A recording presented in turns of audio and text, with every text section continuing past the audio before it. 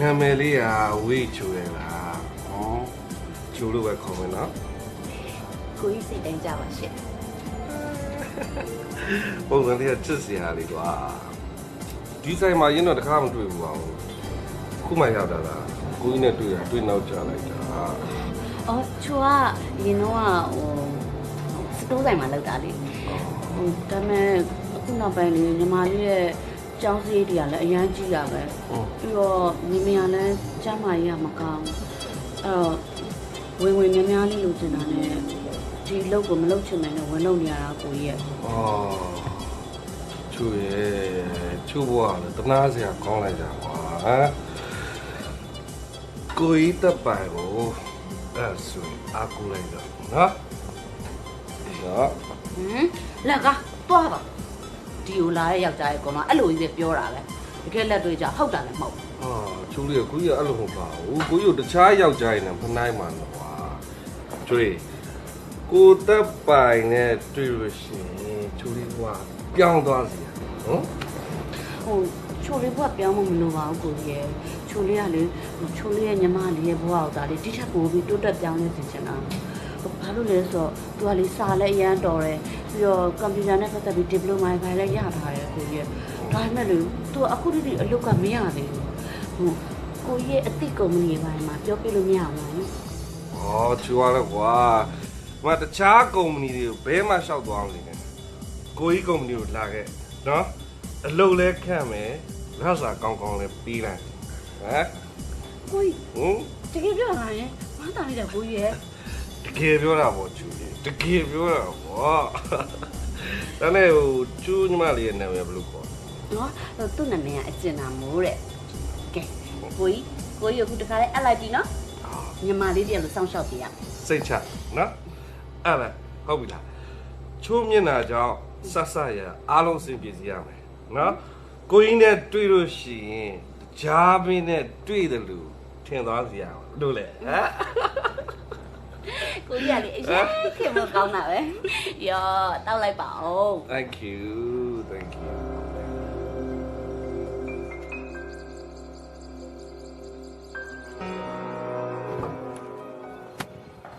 ကဲလာဝင်ကျင်တာ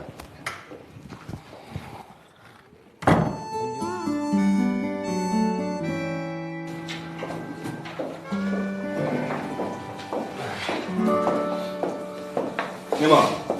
ဟုတ်ကဲ့ဒါဝန်ထမ်းအသစ်မင်းဌာနမှာလိုအပ်နေတဲ့ဂျူနီယာအကောင့်တက်တဲ့နေရာအတွက်ခန့်မှုခေါ်လာတာဟုတ်ကဲ့ပါနာမည်ကအကျဉ်းနာမိုးတဲ့အကျဉ်းနာသူ့နာမည်ကတော့နှင်းမောင်ဒီကုမ္ပဏီရဲ့မန်နေဂျာပဲအဲ့တော့သူစကားကိုနားထောင်သူပြောတော့လိုက်တာဟုတ်ပြီလားနော်ဟုတ်ကဲ့ကဲသွားပြီဟုတ်ကဲ့ကိုတဲ့ဟုတ်ထားခဲ့ပါဟုတ်ကဲ့မင်းဘာတွေအောင်လာလဲပြမအောင်စီတော့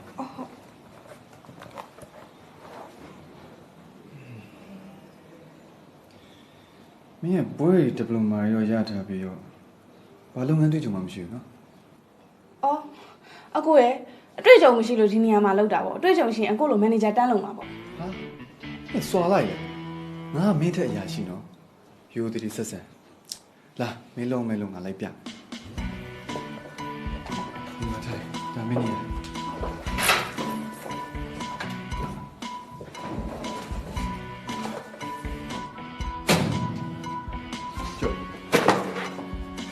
ဒီဘေးနဲ့ credit ဒီကွန်ပျူတာရဲ့စီးရင်တွင်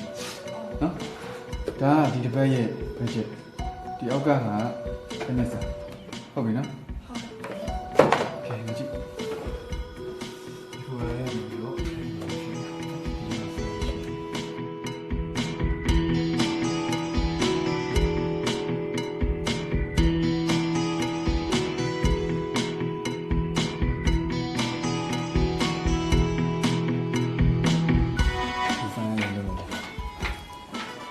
ဟဲ့ကျင်းအောင်နင်ငါရှင်းပြမကြည့်ပေးရှောင်းနေ ဘာလို့ကောင်းအောင်လိုက်တာလဲငကိုလည်းအရက်ကဖုန်နေပါရှင်မ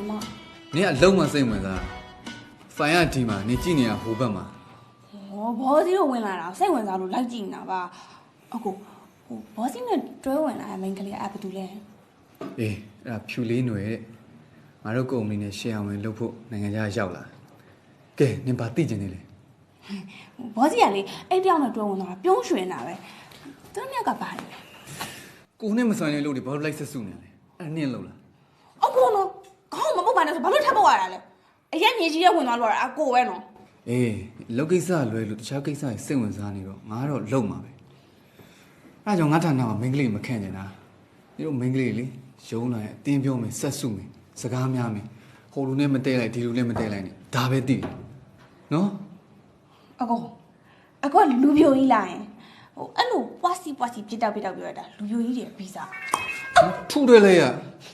ငါဘာငါလူပြိုကြီးမကြီးနည်းနည်းပါဆိုင်လို့လေဒီနေ့နော်ဒီစင်းကိုပြီးအောင်လုပ်ကြားလား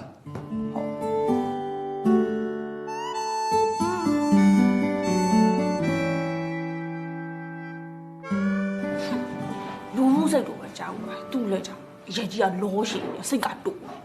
ဘလို့မှမချာနဲ့လာတွေ့နေစိတ်ပြက်ရုံးမမြင်ရတဲ့လောက်ကတော့ဦးနေလင်းရှင်နဲ့ဖြူလေးနွယ်တို့ကလူတွေရှိမှာတော့ပုံမှန်ပဲ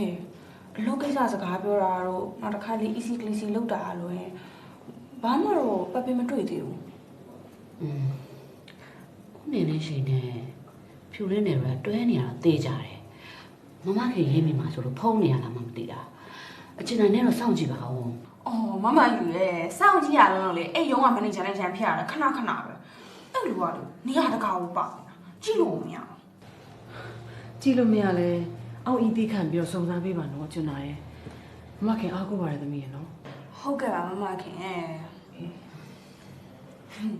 အဲ့လိုကလေဦးစိတ်တူတာဖြစ်နေတာပုံစံလေးကတော့မဆိုးရှာဘူး။ကိုရီးယားမင်းသားကြာလာရဲချစ်တဲ့ရှင်းပဲ ကျင်တာနော်မမခင်ကိစ္စကိုစုံစမ်းဖို့အဲ့ဒီရုံကိုလွှတ်လိုက်တာနော်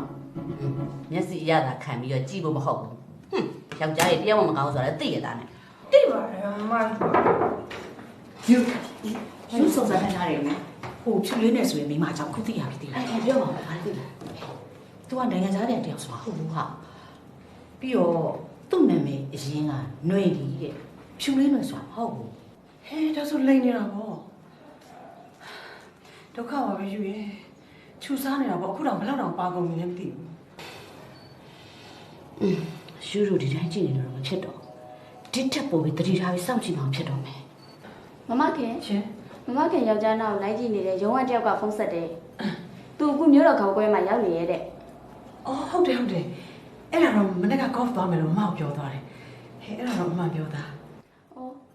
အဲ့ဒီခေါင်းကွဲမှာလေဖြူလေးနွယ်ဆိုတဲ့ကောင်မလေးလည်းရောက်နေတယ်တဲ့ ဘာအဲ့လိုတော့ဖြစ်နေတယ်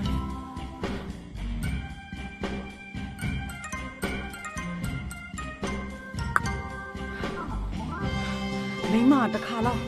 အတင်းကြီးလေးကောက်ကွင်းလိုက်ပြရစီဆိုတာကြတော့ယောက်ျားတွေကောက်ပြက်တဲ့ထဲကိုမင်းဘာလိုက်လို့မလဲဆိုပြီးထားခဲ့တယ်ကြည်စမ်းဟမ်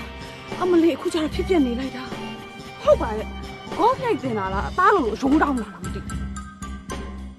အေးအသားတွေရောအယိုးတွေရောအကြောတွေချင်းစီနှလုံးကြောက်ကတ်တွေအကုန်လုံးကိုပါကုန်ပြီဟဲ့ဒါတော့မရအောင်ငါလုံးဝသိမခံနိုင်တော့ငါဟာတယ်မဟုတ်ဘူးမဆွဲနဲ့ မခင်ဒေါသရှိမထားပါနဲ့ယူပြောတာလေအေးစစ်ပိုင်မဖမ်းမှာလေဆိုမှ လက်ပိုင်တာရှိအောင်မလားယူရဲ့ မခင်အကျမဆွဲအောင်လေ မခင်မလုပ်ပါနဲ့မကောပါနဲ့ဟဲ့ဆွဲဆွဲဆွဲမခံနိုင်တော့ဘူးသိတယ်မလားဆွဲဆွဲတော့ငါဒါတော့ငါလုံးဝသွားတယ်ဟုတ်တယ်မလားယူဟဲ့မခင်အားကြောင့်နေတာယူကောင်းပြီးမှသွားတာကောင်းပြီးမှသွားတာမယူရင်ယူ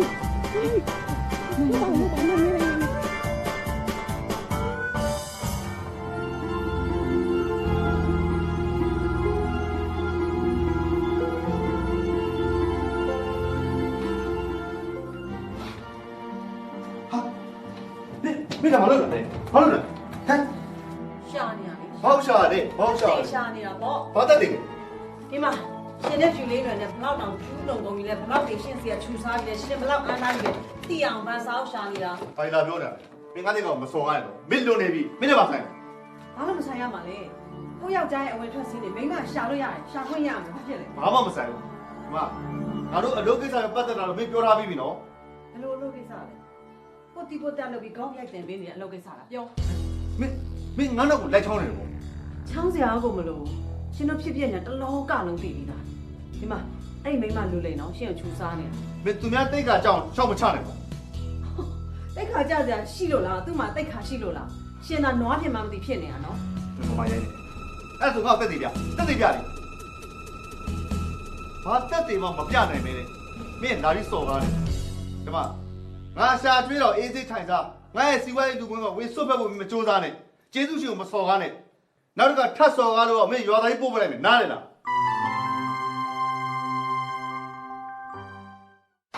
ကိုနေအဲ့ညီကိုပန်ရှင်ကနှွဲ့တီသူကဘိုင်းလာလို့ရမှာပြီးတော့ကိုနေလည်းတည်ရတာလေလိုင်သာစက်မှုစုံသားမှာအိတ်စင်းနဲ့မရနိုင်ဘူးဆိုတော့ ဈေးတန်မှတော့သိပါတယ်ဒါပေမဲ့တခါလေအပြီးပြတ်တော့မဝဲချင်ဘူးတစ်နှစ်လောက်လုပ်ငန်းကိုစလုပ်ပြီးအဆင်ပြေမှပဲစဉ်းစားမယ်လေမတိကြမဲနဲ့တော့မရင်းနေချင်ဘူးရှင်းလားဘာလို့လို့လဲ အော်ဟုတ်ဘော့ဟို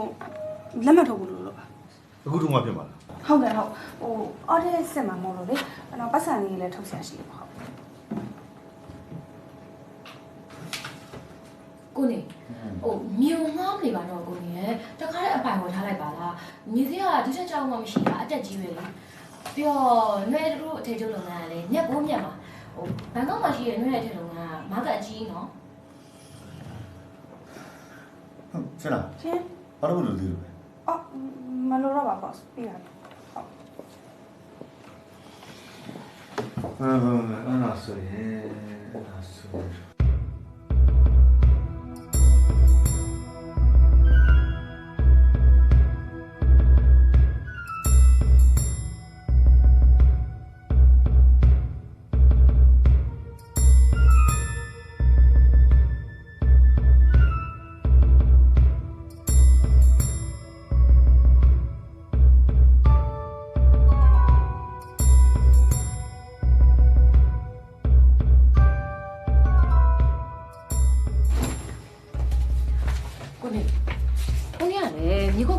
လိုက်ပါကိုနေအတွက်တလောက်ကမိုင်းတာပဲဟာဘာချီတုံချတုံဖြစ်နေရလဲဘာလဲကိုနေကနှုတ်မယုံလို့လား ဟာဘာလို့ရှော့ပြောနေရလဲဘယ်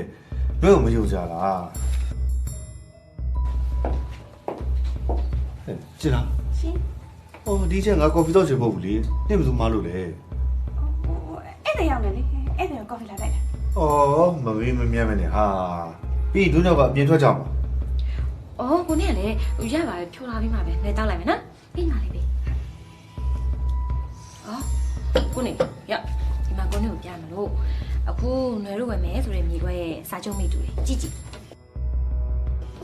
ထားခဲ့လိုက်ဒီကိုလည်းဒီဘက်မှာမြေလိုက်ကြည့်နေတာရှိတယ်နော်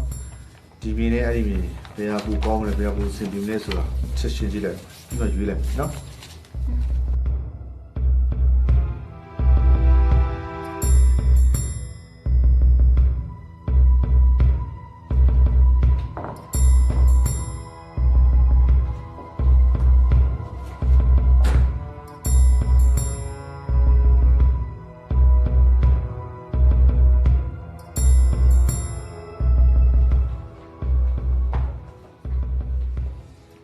ဘာလို့လုပ်ကိစ္စချိန်ထားဖို့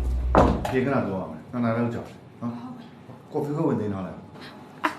ဟုတ်ပါစေ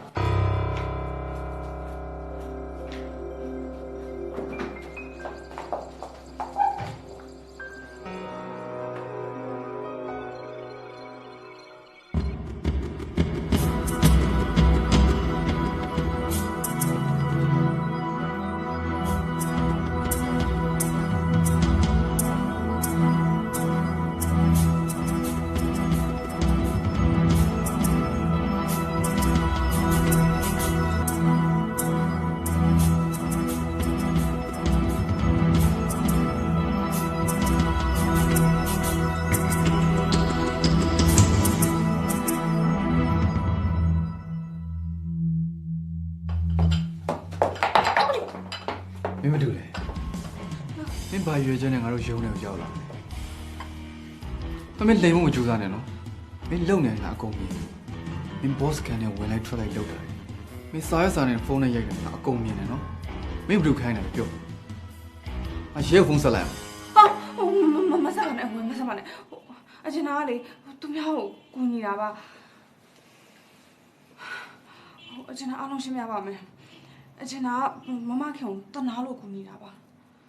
မမကြီးဘယ်လိုလဲ boss မိန်းမဒေါ်ခင်မမလေ ဘာ မတို့ကြောင့်လည်းသိသွားပြီလား ဟုတ်တယ်အကျဉ်းသားတို့အကောင့်ဌာနမန်နေဂျာကိုနဲ့မအောင်နဲ့ အဲ့ဆိုကိုနေနေရှင်တော့ပြောနေအောင်မေအေး မပြောဘူးမမခင် तू အားလုံးသိသွားပြီအကျဉ်းသားတို့အားလုံးပြောပြလိုက်တာဟိုကိုနေနေရှင်ကမမခင်ရဲ့နောက်ကမှဖောက်ပြန်နေလို့လက်ပူးလက်ချက်ဖမ်းအောင်အကျဉ်းသားကိုခိုင်းတာလို့သူ့ကိုပြောပြလိုက်တယ်အဲ့တော့ तू ကလေဟိုမမခင်တော့တနာနေတာ तू က boss ရဲ့အတွေ့အကြုံတွေကိုအကုန်သိတယ်တဲ့ကျဉ်းသားတို့စုံစမ်းတဲ့ကိစ္စမှာ तू ကကူညီပေးမယ်တဲ့ကျဉ်းသားမပိုင်ဘူးလား အမတို့ဖွဲ့တယ်အမတို့ဖွဲ့တယ်မှာထဲလို့ဖြစ်ပါမလားသူ့ကိုဘယ်တော့ယုံရမှာအေးလေမမယူရလေကိုနေကအဲ့လိုလူစားမဟုတ်ရှာပါဘူး तू ကလေငယ်ငယ်တော့ကသူ့ဖေကတဲ့ तू နဲ့သူ့မျိုးထားသွားတာအဲ့ဒါကြောင့်လို့တော့သစ္စာဖောက်တဲ့ယောက်ျားတို့မုန်းနေတာမမခင်ကိုလည်း तू ဒါကြောင့်ကူညီချင်တာလေ အကျဉ်းသားနော်ဟိုကအဲ့လိုလေးအယုံလေးတွန်းလိုက်တာနဲ့ကိုနှင်းနေပါဖြစ်နေပြီယောက်ျားတို့သတိထားပါလို့ပြောထားရတာနဲ့ မမယူရလေကိုနေကကိုနေမောင်ကလေကိုနေမောင်ကအဲ့လိုလူစားမျိုးမဟုတ်ပါဘူးလို့ဟို तू ကဟို boss ရဲ့ bank account ကိုပြီးငွေစင်းရှင်းတန်းတွေရော bank statement ကိုငွေဓာတ်တွေအားလုံးကိုတည်နေတာလေတည်နေတဲ့ခါကျတော့ तू ကဟိုမတင်ကကြတစ်ခုတွေ့ရနေတဲ့အကျဉ်းသားတို့ကိုသတင်းပေးနေတယ်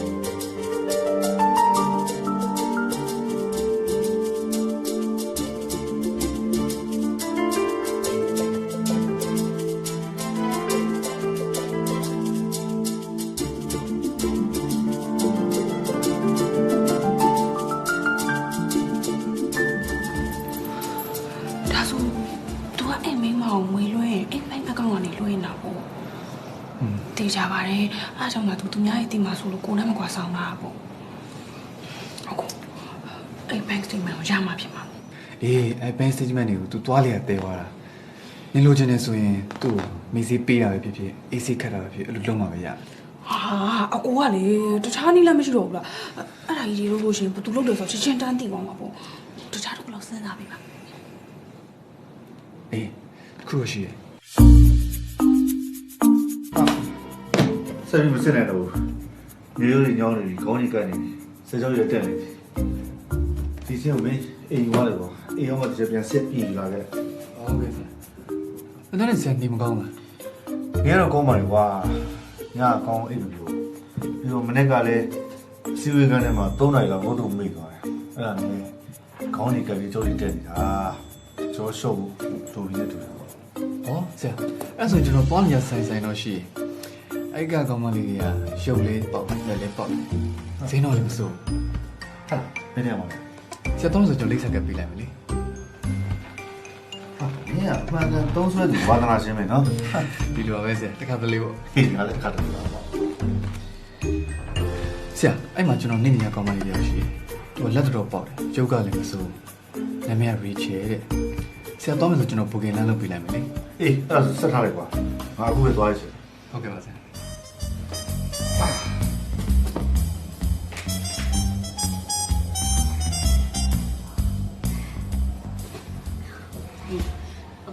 ညီမနာမည် Rachel ပါညီမနဲ့ကိုကီလောက်ထားရဲဆိုလို့ ဟုတ်တယ်ကိုနေလင်းရှင်ဆိုတော့ကိုပဲ ဟုတ်ကဲ့ဟိုညီမနဲ့တခါမှမစုံဘူးလားလို့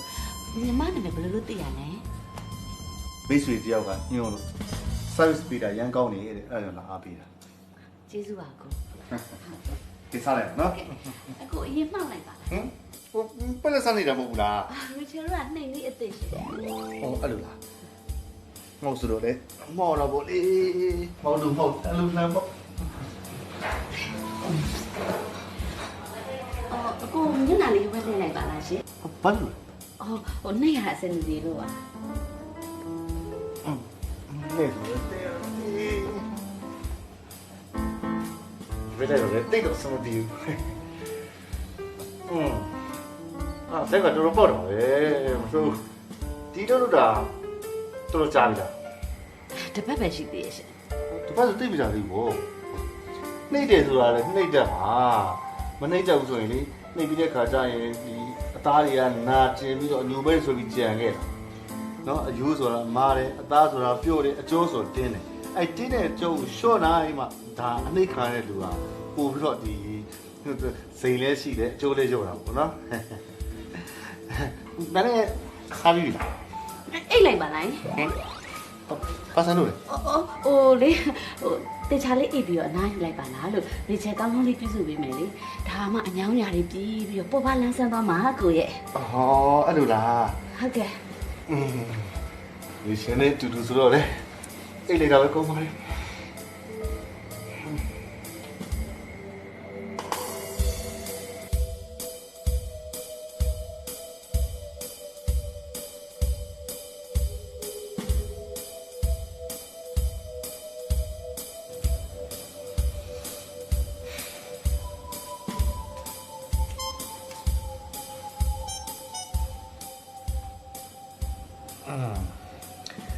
ရရှိရလေအိတ်ဒီလို့ပြောပြီးမယ်လေဒီလိုအပြုစုအယူရတယ်နဲ့ကိုကြီးကချစ်တယ်ဘယ်လိုအိတ်ပြောပါလဲလက်ကလေးလေးနူးညံ့ရုပ်ကလေးကလည်းချောပြုစုအယူရလဲတော့ကိုကြီးတော့မိနိုင်လို့မထင်တော့ဘူးဟိုလေကောင်းလိုက်တာ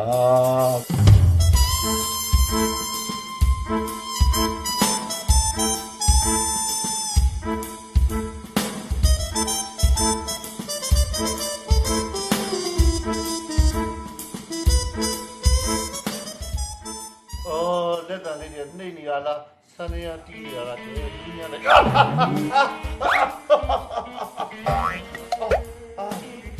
တယ်ဘာကြောချင်နေရောတော့ကောင်းတယ်ကောင်းတယ်ကောင်းတယ်ဝတ်တီးတယ်တီးတော့တီးက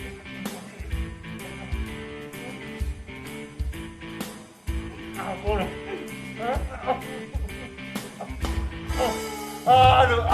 ဒီနေ့အားရနေနေကြကြိုက်တယ်သဘောကျရရှိရတဲ့နေစေတော်ဒီနောက်ကိုဒီတဲ့ထာဝရကောစတာမဖြစ်တော့ပါရဲ့ဆွေထွက်တယ်ကောင်းထွက်တယ်ကောင်းတယ်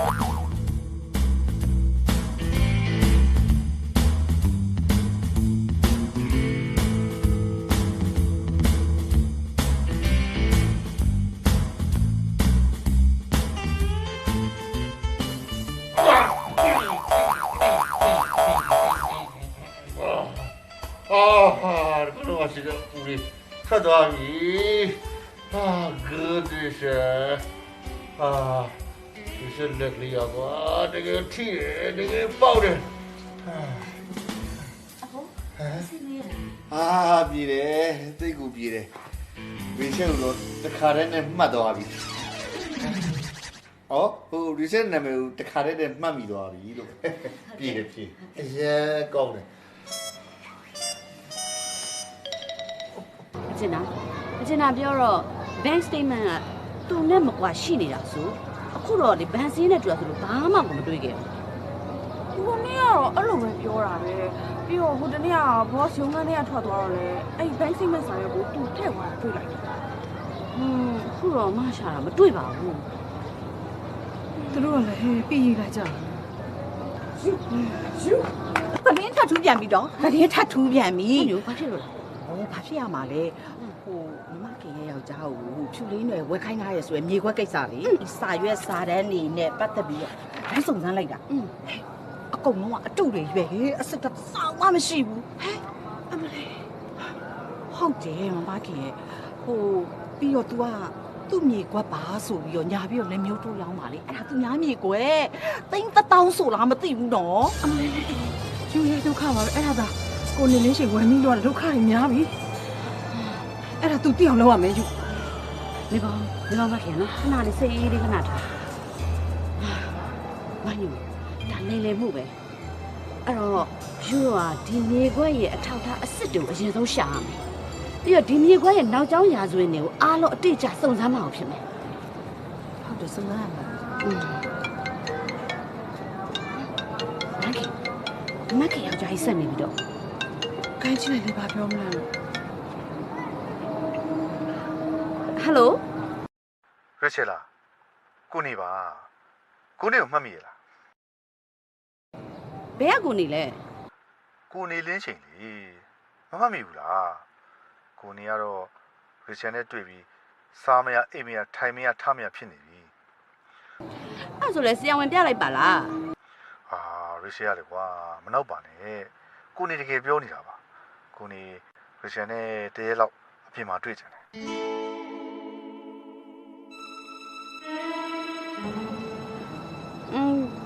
ဟုတ်တွေ့မယ်လေဘယ်မှာတွေ့ကြမလဲရချန်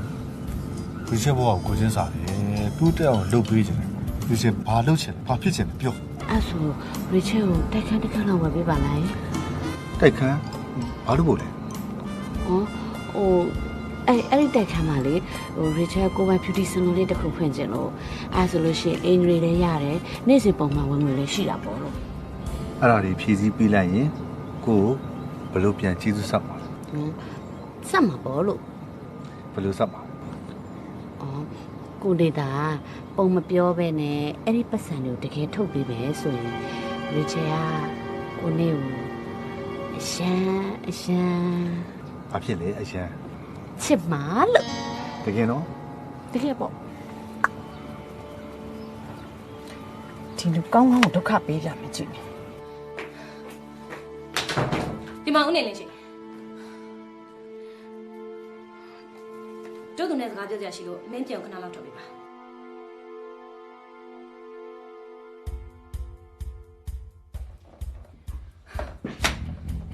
ရှင်ကိစ္စကိုရှင်အဲ့မိမဘာတူလဲဘယ်ရလဲကိုနေမအထင်မှရမ်းဖြစ်တကယ်လား我瞧呀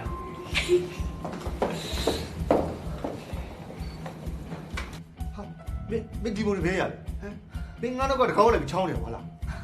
အဲ့ပုံလေးဘယ်ရရလဲဆိုတာရေးမကြည့်ပါဘူးနေပါဦးရှင်ကျမကိုပြောတော့ချစ်လာပါရဲ့ကြိုက်လာပါရဲ့ဆိုရှင်ကဘာချွတ်ချွတ်ရလဲအဲ့ကိစ္စကိုရှင်ကျမဒီလိုလူမျိုးရေးကိစ္စတွေရုံးမှနားမရှင်းသေးဘူးမင်းဒါလေးမှနားမလဲဘူးနားမလဲကွာနားမလဲဘူးကျမကနားလဲတာတော့ရှင်ကအန်တွေ့တဲ့ခြေဆေးရှင်နဲ့ယောက်ျားပဲဟာအပျော်တွေ့တယ်လားမင်းတို့မင်းမပြောငါအပျော်မတွေ့လို့အတီချမ်းပါလားငါမှအိမ်တော်ရှိမှန်းသိတယ်မင်းလာကလက်ခုပ်ဆိုနှစ်ပတ်တီးမှမြည်တာရှင်တော်ရုပ်မာတဲ့ယောက်ျားပါလားရှင်ကျမကိုအဲ့လိုလွယ်လွယ်နဲ့ကန်ထုတ်လို့ရမယ်လို့ရှင်ထင်နေရလားကျမရှင့်စီကမျက်နှာကြီးလိုချင်တယ်မပေးဘူးဆိုရင်တရားစွဲမယ်အရှက်ခွဲမယ်ရှင့်မိသားစုတစ်ခုလုံးပြိုကွဲသွားစေရမယ်နင်နာအစရဲကမင်းဘယ်လိုမိမစားမျိုးလဲဆိုတော့ငါသိတယ်ဒီပတ်စံလို့ကျွန်တော်ငါရှက်ကတ်မင်းတော်တော်အော်တန်းကြောက်အောက်တန်းကြတယ်ဟုတ်လားအေးအဲ့အောက်တန်းကြပါတယ်ဆိုရင်မိန်းမရှင့်စီကမျက်နှာကြီးသိန်း1000လို့ကြတယ်နင်နာကြီးသိန်း1000ဟုတ်တယ်ရှင်မပေးဘူးဆိုရင်ရှင်ဘဝဘာဖြစ်သွားမယ်ဆိုတာရှင်စဉ်းစားထားလိုက်ရှင်မပေးဘူးဆိုတာနဲ့ရှင်ရဲ့ပတ်ဝန်းကျင်တစ်ခုလုံးမှာမျက်နှာတော့မပြဘူးအရှက်လိုက်ခွင့်ပြတယ်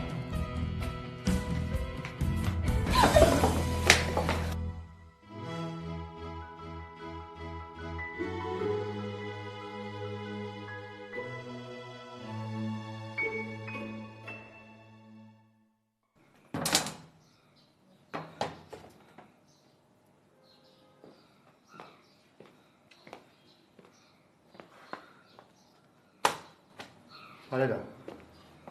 ရှင်နဲ့တွဲတဲ့တယောက်ညီအယောင်းဝယ်လောက်တယ်ဆိုတဲ့စာချုပ်တွေတက်တည်ထောက်ထားတယ်အကုန်လုံးအတုတွေပဲကြည့်လိုက်အောင်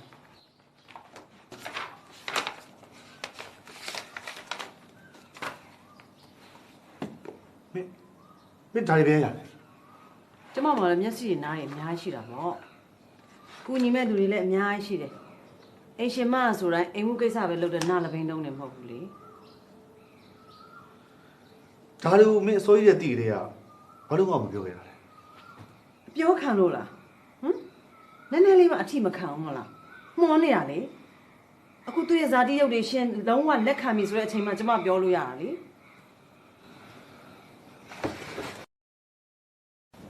မင်းမမောင်ခွလို့ပါမောင်ကသူ့အလိညာကြီးအောက်မှာမျောပါသွားတာပါတကယ်တော့မောင်ကမင်းမသစ္စာဖော်တာမဟုတ်ပါဘူးပြောရမယ်ဆိုရင်လေတည်ငါလေးအပျော်ရှားမိတဲ့သဘောပါ မေတော်စမ်းပါရှင်တို့ယောက်ျားတွေတက်ဖက်တက်နိုင်ပါလားဒီမှာရှင့်ကုံတိတ်ခါဝင်ပြီးကာကွယ်ပေးတယ်လို့မထင်နဲ့နော်ကျမရခွင့်ရှိတာတွေပါဟိုမိန်းမအချောင်ရသွားမှာဆိုလို့ဝင်ပါနေတာလုံးဝခွင့်မလုပ်ဘူးရှင်ကိုလေ အဲ့ဒါဆိုမောင်ကဘာဆက်လုပ်ရမှာလဲပတ်စံမပေးရင်ဟိုမိန်းမမောင်အဆက်ခွဲမှာတိတ်ခါချမှာ ရှင်အဲ့ဒီမိန်းမနဲ့လုံးဝမပတ်သက်နဲ့ကျမတို့မိန်းမချင်းတဲ့ရှင်းမယ် ဘယ်လိုတဲ့ရှင်မှာလဲ စောင့်ကြည့်လိုက်ပေါ့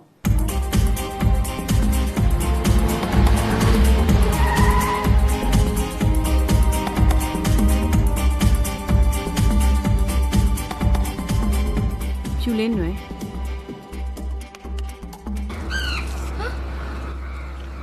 ကျမချင်းတာရှင်တယောက်တည်းကိုချင်းတာလေဘယ်လိုဖြစ်လို့သူတို့တွေကပါလာတာလဲ ရှိရှိဝေးဝေးပြောမနေနဲ့အခုတို့ကိုခေါ်တဲ့သဘောကသူယောက်ျားနဲ့ဘလောက်ပတ်သက်ပါရဲ့ဘလောက်ညှိစွန်းပါရဲ့ဒါကြီးပြောပြမလို့မလားအဲ့ဒီကွက်တွေကတော့သိယူတော့ အဲ့ဆိုရှင်ကကိုနေနဲ့ကျမပတ်သက်နေအောင်သိနေရပေါ့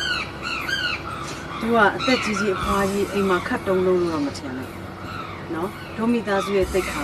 ဒူသားလေးရဲ့မျက်နှာရဲ့ထောက်ပြီးတော့မင်းလိုမိန်းကလေးကိုမသိချင်တာစား အဲ့ဆိုအဲ့မိန်းမလည်းရှင်ယောက်ျားနဲ့ပတ်သက်တာပဲလေ မင်းတို့ကိုပတ်မရမ်းပါနဲ့တို့ဘာတူလဲဆိုတာမင်းသိလို့တို့ကမခင်နဲ့ဟို့အရင်ကမိတ်ဆွေ အဲ့ဆိုရှင်တို့သုံးယောက်ကပေါင်းပြီးတော့ကျမကိုကိုနေနာကနေမောင်းထုတ်ဖို့ကြံစီနေရပေါ့ရှင်တို့ကျမကိုအဲ့လိုလွယ်လွယ်နဲ့ပါထုတ်လို့ရမယ်လို့ထင်နေရတာကျမရှင်ယောက်ျားအရှက်နဲ့ဘဝကိုစုပ်ပြတ်တက်သွားအောင်လိုက်ရှက်ခွဲပါ လုံးကြည့်လိုက်လေမင်းဘာတူလဲဆိုတော့ငါတို့အားလုံးကစုံစမ်းပြီးသွားပြီမင်းနာမည်ကຫນွေနေပြီးတော့နိုင်ငံခြားပြန်လာတယ်ဆိုတာလည်းမဟုတ် ရှင်တို့ကျမအကြောင်းအဲ့လောက်လေးသိအောင်နဲ့ကျမကိုမောင်းထုတ်လို့ရမယ်ပါထုတ်လို့ရမယ်လို့ထင်နေရပေါ့ဝေးပါသေးတယ်ကျမရှင်ယောက်ျားရဲတိုင်အရှက်လိုက်ခွဲမှာ တိုင်းလိုက်ပေါ့တို့ကလည်းမင်းကိုလိန်လည်မှုချင်းချောက်မှုတွေနဲ့ရဲလက်ပြန်အပ်မှာနော်မစ္စတာမှုဆောင်ကမြေခွက်ကို Grand 2နဲ့ရောင်းဖို့ကြံစီတာလေပြီးတော့ဘောစီရဲ့ရုံးခန်းထဲမှာဘောစီစီကတိမ်တက်ထောင်ညှစ်တာအဲ့ဒါအားလုံးတက်ပြီးတို့မှရှိတယ် ကျမနှိပ်ပြလိုက်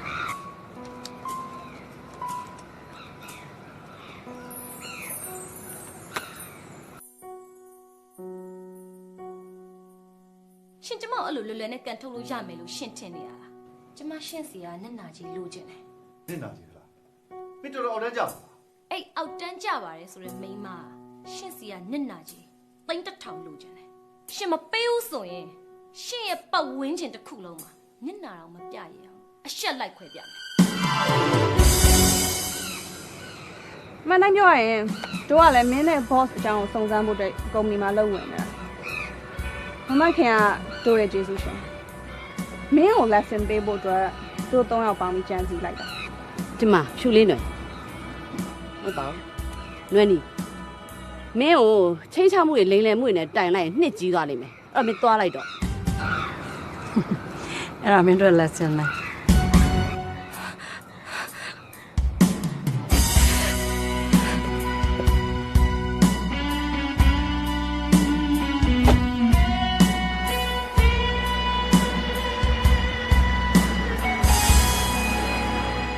ကိုမမတို့တော့ရောက်ရဲ့အင်အားနဲ့ဟိုမိန်းကလေးတော့မောင်းထုတ်လိုက်နိုင်ပြီဒီကိစ္စမှာအစအဆုံးပါဝင်ကူညီတဲ့ယူကိုရောအကျဉ်းတော်ရောမအရန်ကျေးဇူးတင်တာပဲ အကျဉ်းသားလည်းလေမမတို့လိုအမကြီးလည်းမိတ်ဆွေဖြစ်ရအရန်အားရှိတာပဲအခု အခုဆိုရင်ယောက်ျားတွေကိုဘယ်လိုပညာပေးရမလဲဆိုတာကောင်းကောင်းသိသွားပြီ။ lesson တွေလည်းအများကြီးရလိုက်နော်။ ဒါမဲ့မခင်ဟိုတယောက်ကတော့ lesson ပေးလိုက်နိုင်ပြီဒါမဲ့မခင်ရဲ့ယောက်ျားကြီးကိုတော့နောက်ထပ်အိမ်တော်ကြီးမဖောက်ပြန်ရဲအောင်တော့ lesson ထပ်ပေးအောင်ပါပဲ ဒါပေမဲ့ရွှေမသူ့ကိုကြည်တာလေအဲ့ main ကလေးကဘလို့မျိုးစားလဲဆိုတော့ကောင်းကောင်းသိသွားတော့အပူးတော့နည်းနည်းကျိုးသွားတယ်သူနောင်တတော့ရနေပြီချင်တယ်ဟမ်ဟုတ်လား မခင်တယောက်ကလေသူ့ယောက်ျားကိုအရင်ချစ်တာပဲယုံလိုက်တာလည်းသူ့ပြင်မရှိဘူးမခင်အဲ့ဒီဖြူလေးမျိုးကိုသူကန်ထုတ်လိုက်တာလေယူကိုဇလန်းစကြင်လို့အဲ့ဒါမခင်သိရလားသူ့မှာအဲ့လိုစိတ်ရှိနေတာဟိုယူကမကြိုက်တာအဲ့တော့သူ့ကိုထပ်ပြီးတော့လက်စင်ကပေးဖို့ပေးရအောင်ပါ ဟုတ်တယ်မခင်ယောက်ျားကြီးကချင်းနေမဲ့ပုံကမပေါက်သေးဘူးခွင့်မလို့ပါတော့မခင်နော်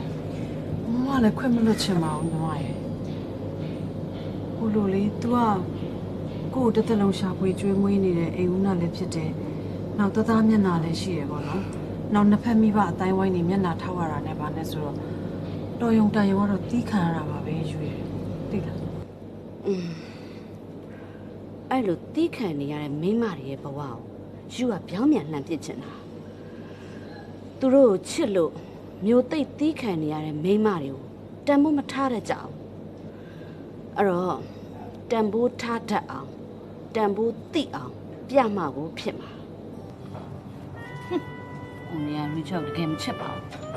တိုက်ခန်းဝက်ပေးမယ်ပြောပျောက်သွားလိုက်တာကိုနေကိုယုံမိရမှားတာပဲ အဲ့လိုတော့မပြောပါနဲ့ဒီချေအိမ်ကအဖွားကြီးနဲ့ပြဿနာတက်နေလို့ အဖွားကြီးဘယ်အဖွားကြီးလဲ အော်ဟိုအိမ်ကကိုအဖွားဟိုအသက်ကြီးပြီလေအဲ့ဒါအသက်ကြီးဆိုတော့ကြကြီးကြောင်ဖြစ်နေတာအဲ့ဒါကြောင့်ပြဿနာလေးနည်းနည်းဖြစ်နေတာပြီးတော့လုံထဲမှာလည်းနည်းနည်းအဆင်မပြေတာလေးဖြစ်နေလို့ပါဟိုဒီချေလူစင်တော်လေးအဆင်ပြေအောင်ဖန်တီးပေးပါမယ်နော် ပြောပြန်ပြီပါဇက်ကြီးနဲ့ပြီးအဲ့စကားတွေလေထဲမှာပဲပျောက်သွားတာပဲကိုနေကိုယုံမိရတော့မှားတာပဲ ဟာဒီချေအဲ့လိုတော့မပြောပါနဲ့ဒီချေလူတော်ဘယ်လောက်လဲဟမ်900လား1000လားချက်ချင်းလွှဲပေးလိုက်မယ်နော်ယောက်ျားတွေမယုံဆိုစကားမပြောနဲ့တခြားယောက်ျားတွေမယုံတာမှန်းနဲ့ဟောဒီကကိုနေတော့ယုံလိုက်ကိုနေတော့ယုံလိုက်နော် ရှင်ဒီမှာလာပြီးตายရနေပြန်ပြီ ခင် ကိုနေသူ့ဘာလုပ်လဲ ပထမတစ်ယောက်နဲ့ပြတ်လို့မြန်ငြိမ်သွားပြီအောင်းမေးနေရှင်နောက်တစ်ယောက်ရနေတာ哦 ကိုနေသူ့ဘာလုပ်လဲလို့မင်းနေကိုနေပြောကိုနေကလူပြိုဆို အမလေးလေးလူပြိုဆိုပြီးတော့ main ကလေးတွေကိုလှည့်စားနေဟုတ်လားတိတ်အောက်တန်းကြတဲ့ယောက်ျား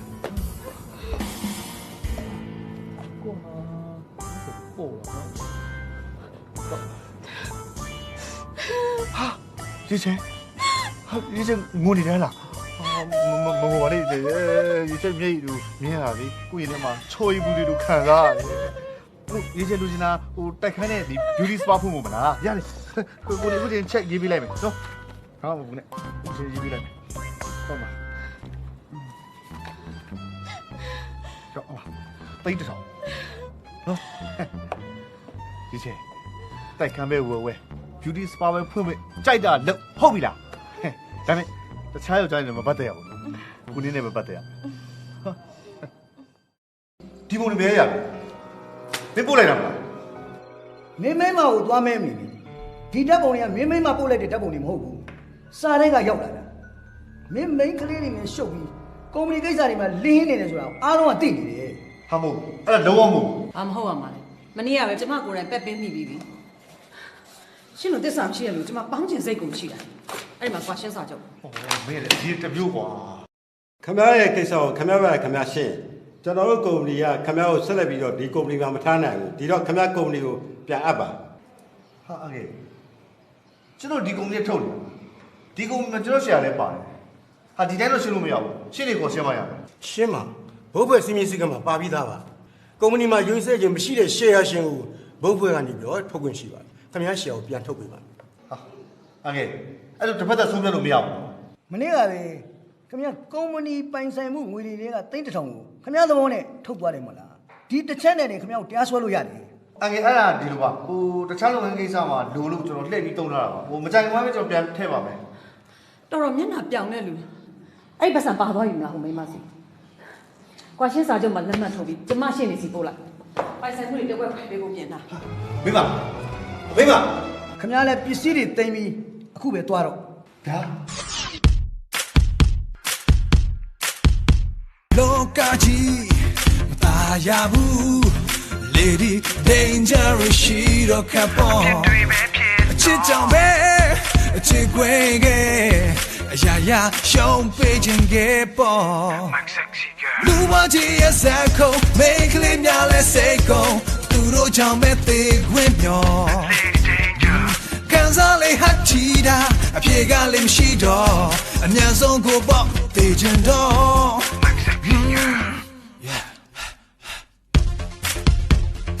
Danger, danger, lady danger, lady danger.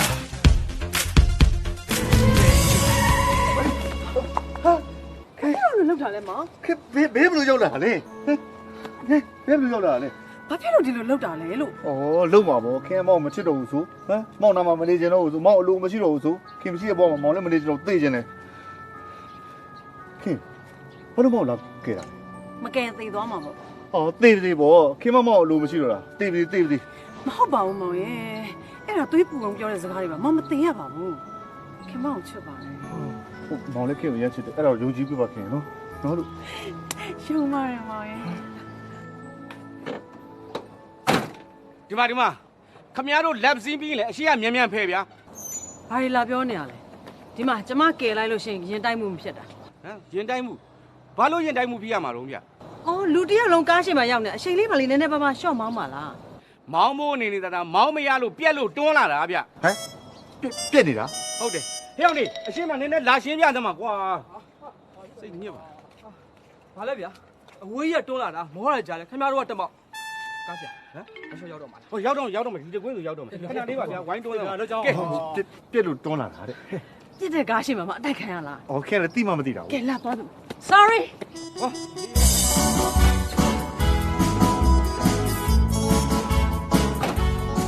ာ မမခင်ယောက်ျားတော်တော်လဲတာပဲပြက်လို့တွန်းသွားတဲ့ကားရှို့မှာဝင်ပြီးတိုက်အားလုံးလန့်သွားတာပဲ ဒုက္ခပါပဲကားပြက်မဲ့ငါဘယ်လိုသိမှာလဲနေ့ဘယ်လိုရောက်လာဟာဟဲ့ရစ်ချေနေမောဟုတ်ခင်နဲ့ရစ်ချေနဲ့ဟာ ရေရှယ်လို့မောင်သိထားတဲ့ယူရစောဆိုတာဒီဇလန်တွေအားလုံးကိုဟိုးအစတွေကကူညီဦးဆောင်လာတာ ဟမ် အကျဉ်းသားကလည်းကူညီပေးတဲ့သူပဲနင်းမောင်ကလည်းကူညီပေးတဲ့သူပဲဒီ boat ဖွဲ့တစ်ခုလုံးကလည်းခင်အကူညီတောင်းလို့ဝိုင်းကူညီနေကြတာ အော်ဒါဆိုအားလုံးကမောင်းကြောင်ပိတ်ပြီးဝိုင်းရကြတာပေါ့โอเคဟိုတိတ်တထောင်လေဝချေယူသွားတာသူ့စီပါ ခင်တို့အကောင့်နဲ့ပြန်ရောက်ပြီးပါပြီမောင်မှတ်ပြီလားပြော အာမှတ်ပါပြီဟိုတဘွားလုံးစာကိုမှတ်သွားပါပြီ ကိုနေလေးရှင်တကယ်တော့လေမခင်ကကိုနေလေးရှင်ကိုအရန်ကိုချစ်တာတချို့မိန်းမတွေကကိုယောက်ျားကိုဘယ်လောက်ချစ်တယ်ဆိုတော့ခွင့်မပြောပြတတ်ကြဘူးတချို့မိန်းကလေးတွေကတော့ခွင့်ပြတတ်ကြတယ်မိန်းမတွေကလေအိမ်တော်ပြုတ်ကြပြီဆိုတဲ့ဟိုကတနေ့ငါအိမ်တော်ကိုရမယ်ဆိုတဲ့ရည်ရွယ်ချက်နဲ့ဘယ်သူမှမပြုတ်ကြပါဘူး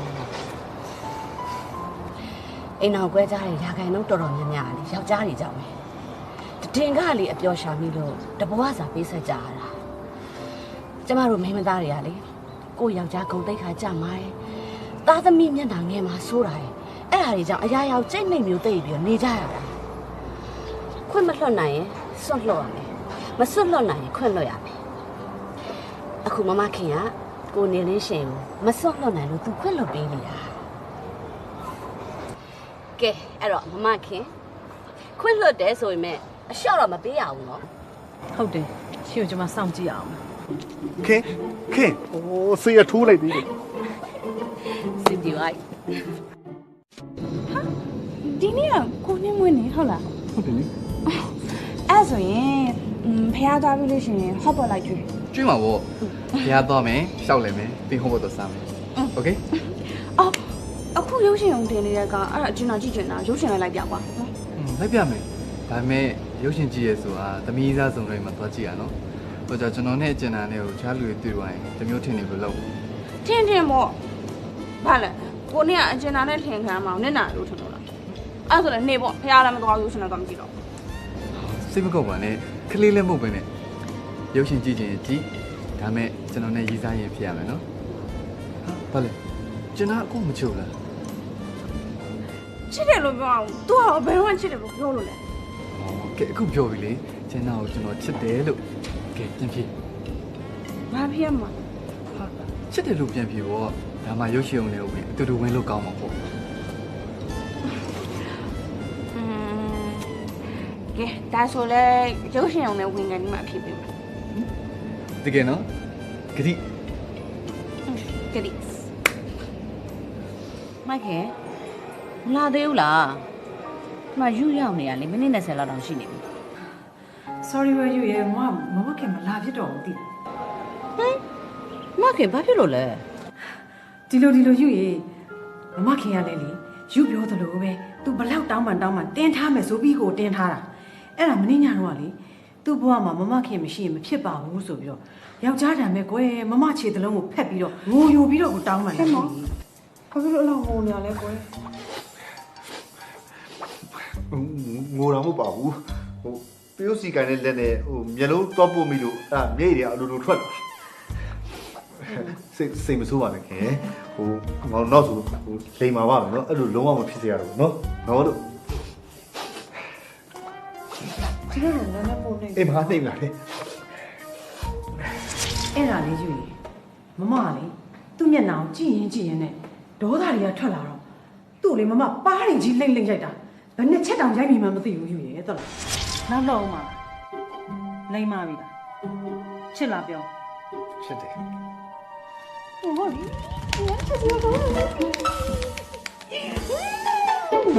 အမလီဘာပြောကောင်းမလဲအမလေတညလုံးပွဲချမ်းပလိုက်တာ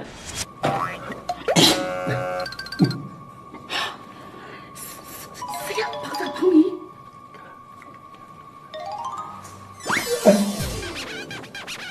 ဟာဆရာကတော့နမ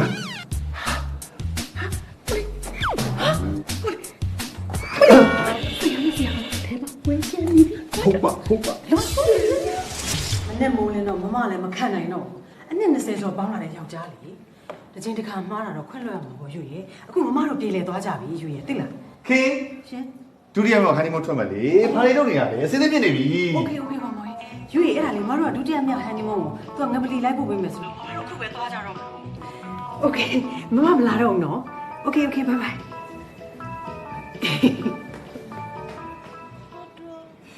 မလွယ်ပါဘူးမိမတွေကလည်းဒီယောက်ျားတွေနဲ့ကင်းမှမနေနိုင်ပဲကို မင်းကဘဏ္ဍာရှိတယ်ပြောနေတာဒါအလုပ်ကိစ္စနဲ့စကားပြောနေပါတယ်အလုပ်ကိစ္စနဲ့တွေ့နေပါတယ်ဆိုရဟာဘဏ္ဍာပြောမရအောင်မင်းထင်တိုင်းမင်းဝင်ပြောတော့အားလုံးမိတ်တွေပြတ်ကုန်ပြီပြောနော်ကြက်ပြောငါနာမည်တွေငါကုန်သိခါတယ်ကိုအလကားဖြစ်ကုန်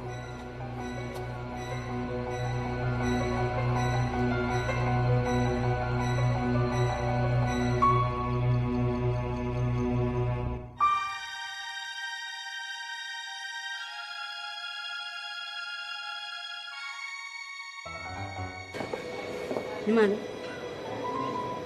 ဘာဖြစ်တာလဲစစ်ကြောင်းကုန်စင်အကုန်လုံးအမကိုရှင်းပြနော်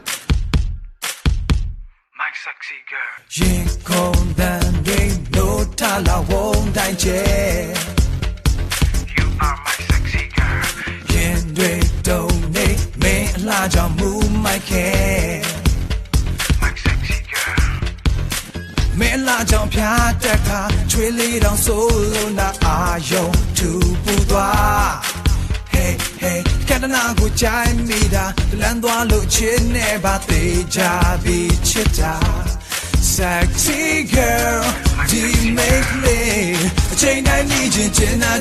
လွန်လာ Hey sexy girl ချစ်ပါပြီရင်ထဲရောက်လာ feeling so that